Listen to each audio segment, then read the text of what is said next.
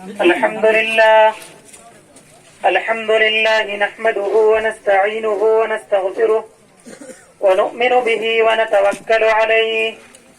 ونعوذ بالله من شرور أنفسنا ومن سيئات أعمالنا من يهده الله فلا مضل له ومن يضلله فلا هادي له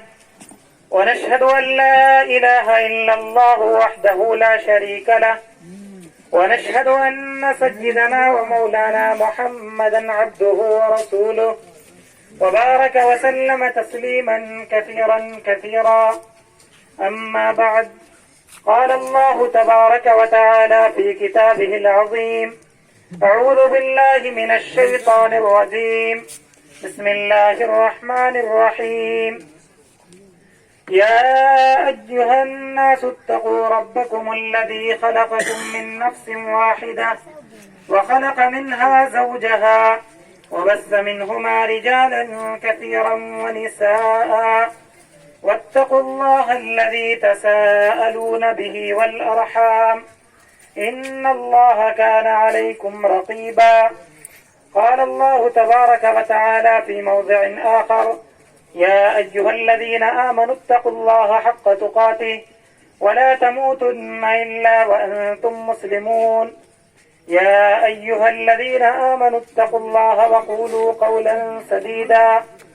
يصلح لكم أعمالكم ويغفر لكم ذنوبكم ومن يطع الله ورسوله فقد فاز فوزا عظيما قال النبي صلى الله عليه وسلم النكاح من سنتي فمن رغب عن سنتي فليس مني او كما قال عليه الصلاة والسلام۔ یہ آیت کریمہ جو میں نے پڑھی ہے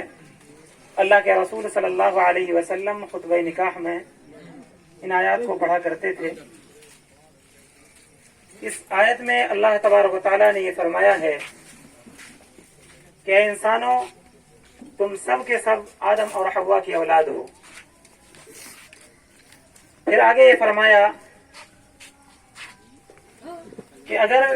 تم نے ذرہ برابر بھی بدمعاشی کرنے کی کوشش کی اور انسانی حصار کو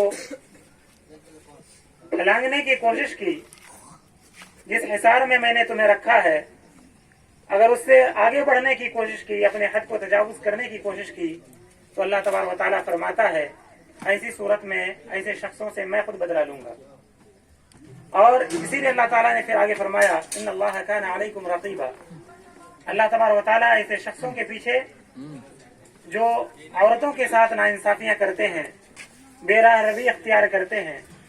اور ہر وقت اس فراق میں رہتے ہیں کہ عورت کو دبا دیا جائے اس لیے کہ ہم مرد ہیں۔ حالانکہ مردانگی یہ نہیں ہے کہ عورتوں کے سامنے اپنے آپ کو بہت زیادہ بڑھا چڑھا کر اور خلائی مخلوق سمجھا جائے،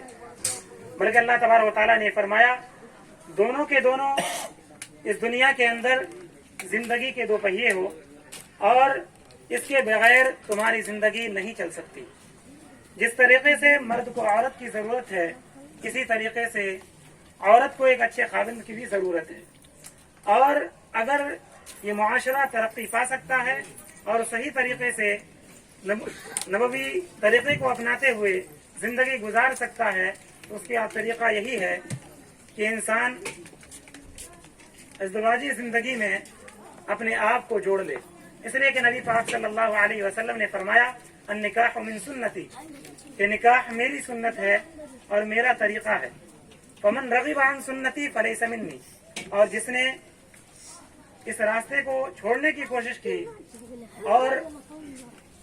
اس کے پاس اتنی طاقت ہو، استطاعت ہو کہ وہ شادی کر سکتا ہو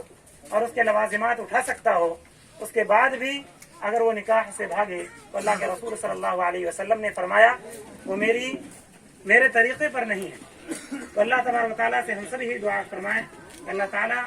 یہ جو نکاح کا بندھن بندھنے جا رہا ہے یہ نبی پاک صلی اللہ علیہ وسلم کی سنت کو زندہ کیا جا رہا ہے، اور اسی سے نبی پاک صلی اللہ علیہ وسلم کی امت تا قیامت زندہ رہے گی اور آباد رہے گی۔ اسی آبادی کا ایک گٹھ جوڑ ہے جو یہ نکاح کی صورت میں ہم اسے انجام دیتے ہیں۔ اللہ تبارک و تعالیٰ نے ایک جگہ فرمایا جو میں نے ابھی آیت پڑھی کہ اگر تمہارے اندر नाचाकियां पैदा होने लगे और लड़ाई झगड़े की नौबत आए, इसलिए कि मियाँ बीवी का रिश्ता बहुत कुर्बत का होता है और जिससे कुर्बत ज्यादा होती है उससे लड़ाई झगड़े की ये इम्कानात बहुत ज्यादा हुआ करते हैं। इसलिए अल्लाह तबारक व तआला ने भी फरमाया कि ऐसी सूरत में आपस में ही इस लड़ाई झगड़े को सुलह सफाई के साथ खत्म करने की कोशिश किया करो। और अगर फिर आगे बढ़ जाए तो फिर गांव के लोग, मोहल्ले के लोग, घर वालों को बैठा करके इन चीजों को खत्म करने की कोशिश करें, लेकिन नाउज़ बिल्लाह सुम्मा नाउज़ बिल्लाह इस बात की तरफ ना आए कि इंसान को अपना बंधन तोड़ना पड़े। इसलिए कि हमें पूरी जिंदगी इंशाअल्लाह इस नबी पाक सल्लल्लाहु अलैहि वसल्लम की सुन्नत को अपनाते हुए इख्तिताम तक पहुंचना है। और अल्लाह तबारक व तआला से हम सब यही दुआ करें इस जोड़े के लिए कि अल्लाह तबारक व तआला जिस तरीके से नबी पाक सल्लल्लाहु अलैहि वसल्लम और अज़वाज मुतहहरात के दरमियान अच्छाई के साथ जिंदगी गुजारी उन सबों ने, उसी तरीके से इस जोड़े को भी वो जिंदगी नसीब फरमाए और नबी पाक सल्लल्लाहु अलैहि वसल्लम की सुन्नत को तादम हयात अपनाने की कोशिश इन्हें नसीब फरमाए। व आखिरु दावाना अल्हम्दुलिल्लाह।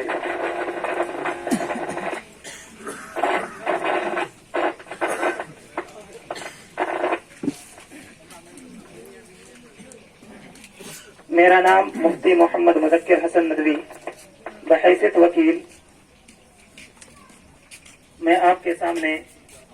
हाजिर हूँ। जनाब गुलफराज साहब, दिलजहान परवीन जो जनाब मरहूम गयासुद्दीन साहब की लड़की है, इनका निकाह आपसे होना तय पाया था और मैंने अभी जाकर के 2 गवाहान की मौजूदगी में इनसे इजाजत ली। इन्होंने बखुशी इजाजत दी और इस बात पर राजी हैं आपसे निकाह करने पर। इनके पहले गवाह हैं जनाब मोहम्मद इश्तियाक साहब और दूसरे गवाह हैं जनाब अबू कमर साहब। इन दोनों गवाहान की मौजूदगी में और जुमला सामईन और हाजिरीन की मौजूदगी में दिलजहान परवीन को आपकी ज़ौजियत में दिया। क्या आपने कबूल किया?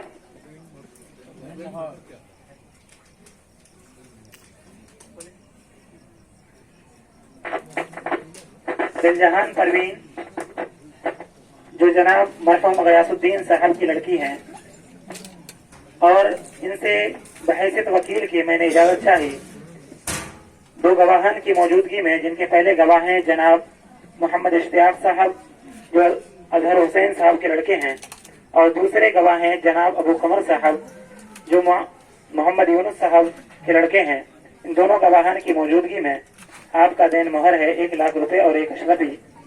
क्या आपकी ज़ौजियत में दिया? क्या आपने कबूल किया? अल्लाह तबारक व तआला से दुआ फरमाए कि अल्लाह ताला दोनों को नसीब अता फरमाए। अल्हम्दुलिल्लाहि रब्बिल आलमीन वस्सलातु वस्सलामु अला रसूलिही मुहम्मद व आलिहि व सहबिही अजमईन। या हय्यु या